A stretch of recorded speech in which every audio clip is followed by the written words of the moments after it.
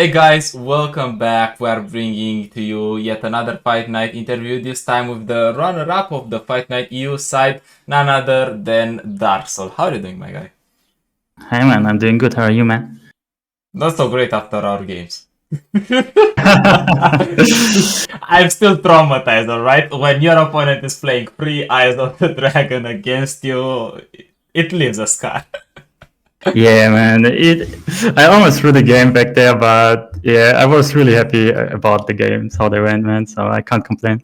No worries, it was your win and you fully deserved it. With a little bit of help from the Eyes of the Dragon, but that's what the deck does best. But since you are kind of new around here, since you are the first time on the interview, I need to ask you, what are you doing outside of LOR? Or better said, what other card games did you play before LOR? I'm 26 years old. I'm studying. I'm a student, and before Legends of Runeterra, I didn't play any card games. So yeah. Anything related to strategy? Something, please? I played competitive Apex before and played Prime League and Legends of Runeterra a little bit. And yeah, but most likely I've played FPS games before I started playing card games or Legends of Runeterra, I would say, a half a year ago. So, Yeah. what the hell are you doing in Legends of Runeterra? I'm doing great, I think. So I started 2 seasonals ago, so at the end of last year. And yeah, I got to Fight Night. I have the chance to qualify for the Worlds qualifier over seasonal points. And yeah, having fun in a lot of small tourneys here and there because EU chart doesn't have too much, but I'm trying my best, man. And how did you get to stick with Legends of Runeterra, still playing the game? What is keeping you in? I like competing. I really like to get better and to see how I get better and scrimming against other people and pushing ourselves to get better and win more tourneys and yeah, having just fun playing together. I think that keeps me going. Alright, so a competitive player through and through. Nice to hear that one, especially because you get re-invited to Fight Night. Speaking of which, let's dive in to your lineup. And the first word starting with is Eye of the Dragon combo. I took the freedom to rename the deck. Why did we pick this deck? Why? I think it's my best deck. So it was pure comfort, the choice for going Lee Sin. I really tried to find some spicy picks. I tried to bring Pumpkin Soraka, but it didn't work against Lurk and OTK Severe combo. So I needed to drop the idea. And there was too much Aggro, so I couldn't bring Teemo Foundry. And yeah, so I went with my comfort build Lee Sin and went back to Anivia, where I played a lot when I started playing the game and hit Masters first. So yeah. So, did you take your version in particular, or what does this version? Does this version have anything special altogether? Yeah, so you only see 1d9, no Bastion, so I just thought to run into a lot of Aggro and severe OTK combos, and maybe some GP Sejuani, so Deny wouldn't be the best choice. So I cut Denies, cut Bastion, put in a Shadow Assassin against OTK, so severe combo, and Flurry against some Aggro decks. And yeah, cut it to Palm, and yeah, that's almost it. Yeah. What did you take this version for? What did you prepare this version for? So mostly against discard Aggro and Severe Set or Severe Akshan. Awesome. And did you get to play against any discard? I know that Wartos was playing discard, if I remember correctly. Yeah. I think there was 2 discard Aggro players. I didn't face a single discard Aggro player or Akshan Severe combo. So I played against Akshan Severe Demacia, but not OTK combo. So yeah. They were all on to me. I faced them all for you. I tanked them. Yeah, I was really lucky, I think, in my both Lee Sin games. In the first 2 games, I got everything I needed, and also in the finals, in the first set against Coin Flip, I got really lucky Lee Sin games, and yeah, that's I think how I ended up in the finals. So what happened with Lee Sin in the finals? Why did it not perform? I ran into a player who was crazy enough to bring Spooky Karma, and I really didn't expect that. I cutted every card who's good against the deck or another Deny and Bastion, so it was just auto lose almost, so 10 to 90 maybe. And yeah, I lost every game with Lee Sin against Spooky Karma. But that wasn't the case, at least in the first encounter of you with Coin Flip, where you actually won. So what changed in the final games from the first encounter? Okay, I got lucky with Lee Sin against his Pirates or Pirate version deck with GP TF, I think. I got 2 Eye of the Dragons, so my third champion in the deck, and that won me the winners finals. And yeah, in the final, then I didn't get 2 Eye of the Dragons, and that's how I lost. You got them all against me. Yeah, I think I got in every match before at least 2 Eye of the Dragons. That's why I just ran through every game. And yes, at some point the win streak ends, I guess. So what you're telling me is Ionia needs a spell that tutors it to draw. So I think if Eye of the Dragon gets a nerf, I think that's a huge nerf for Lee Sin, and I'm not sure if it's tier 1 then anymore if you're losing Eye of the Dragon, but yeah.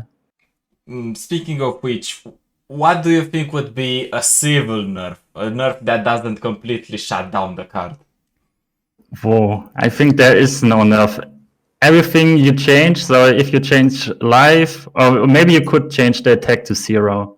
I think that's the only thing, but then you can't get any good blocks against discard Aggro 1/2s or anything else, so I think if you nerf Eye of the Dragon, Lee Sin is dead. And I don't see any problem.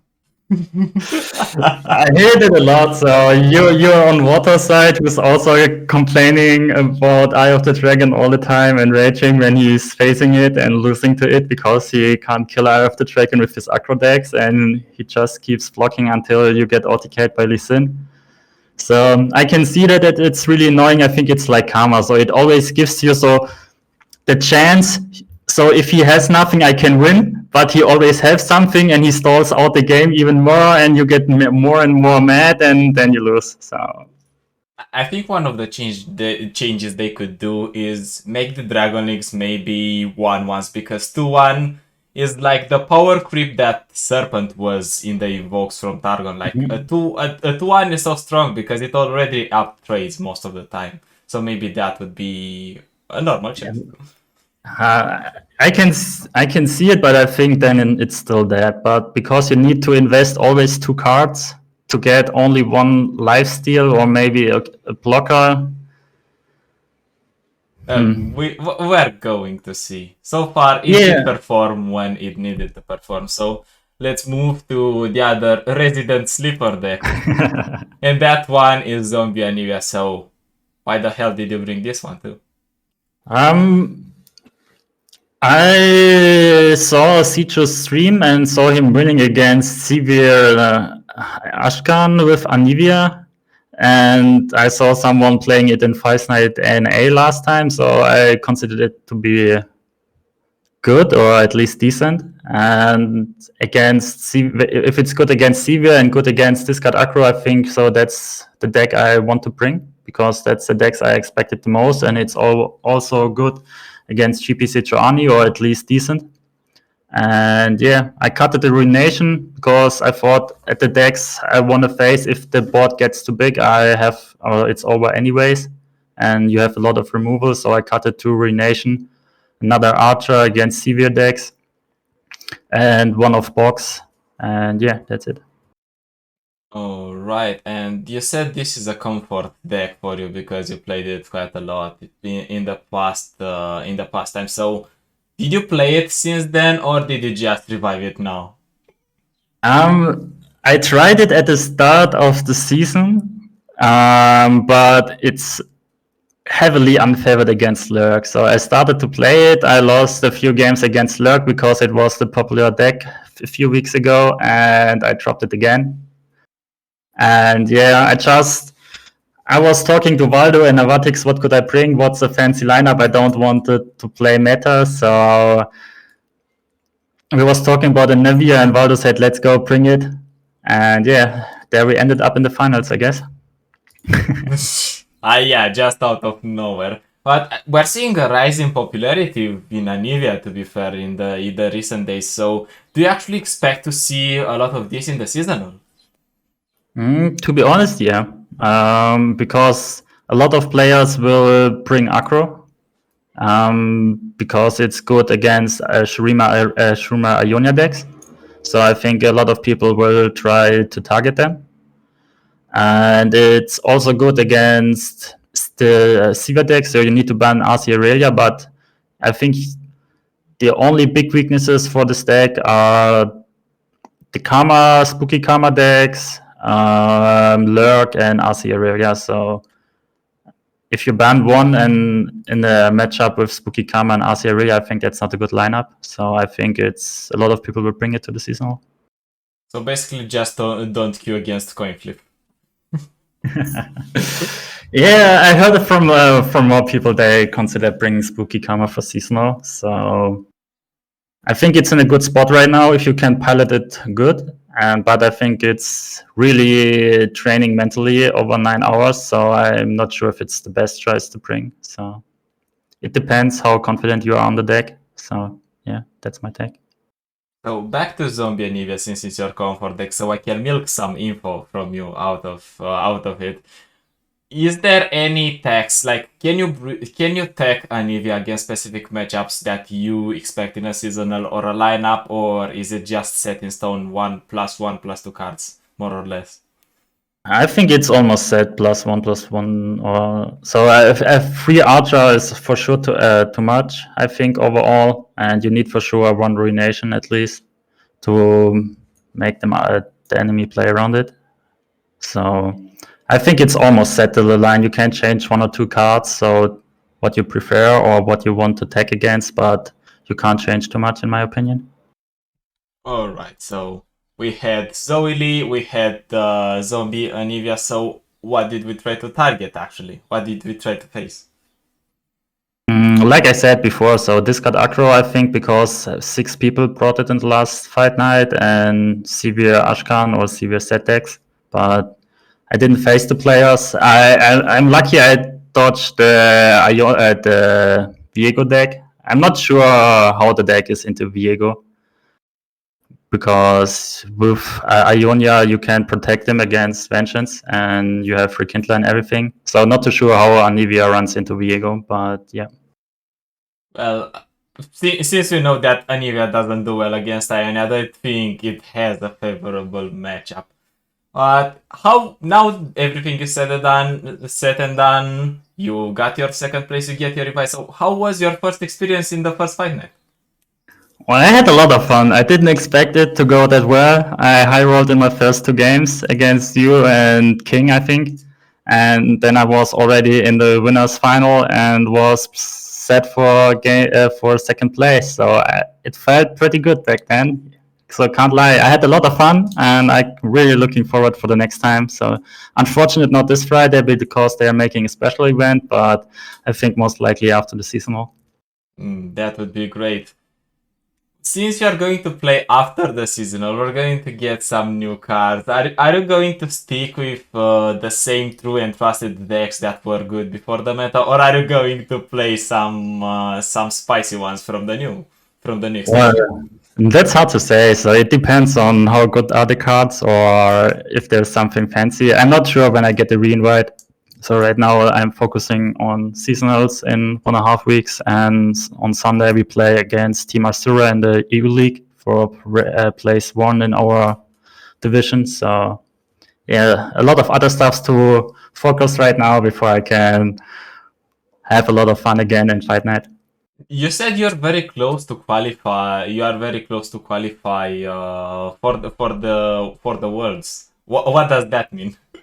I got 28 points in the seasonal so far, so I'm on place 60 right now. And if I get top 22, so if I hit top card with 7-2 or 8-1, so 7-2 if I play a little bit more ladder. But yeah, I have a possibility to qualify. I'm going to try it, and would be nice to join my teammates. So Waldo is qualified, Navatix is qualified, Tim is almost qualified over seasonal points. So if we end up all four in the top cut, it would be, or in the Worlds qualifier, would be pretty insane. Yeah, that would definitely be insane. Speaking of them, did you prepare with anyone for this fight night? To be honest, not really. So 2 hours before I was making my deck decisions, I scrimmed a few games, so 2 maybe with Anivia against Sevilla to test if it's fine. And yeah, I didn't have any more time to go for it. So we had also League playing, and yeah.